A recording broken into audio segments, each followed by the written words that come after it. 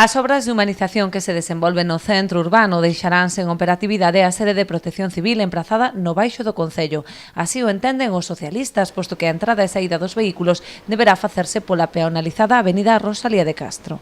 Un pouco incongruente que quedase no medio da cidade, nunha zona peatonal onde pois ten moitas dificultades para responder frente a emerxencias dentro do que é o propio concello, non? Propoñen como alternativa unha nave que o concello ten no lugar de Cruxeiras, ben situada pola súa proximidade con Xarás, que dá acceso a todas as parroquias do municipio. Entendo que sería factible porque é unha nave con dúas plantas e temos 1.400 metros cuadrados ali disponibles, aínda que en este momento está destinado a servicios de obras, ou obras e servicios, pois creo que sería compatible co Gaén, o sea, para ubicalo tamén aí.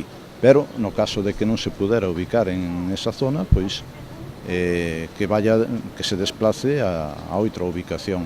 Ademais de mellorar as condicións laborais dos traballadores do GAEM, o traslado implicaría a recuperación dun espazo importante para a casa consistorial, que podería ser destinada a outros usos máis axeitados.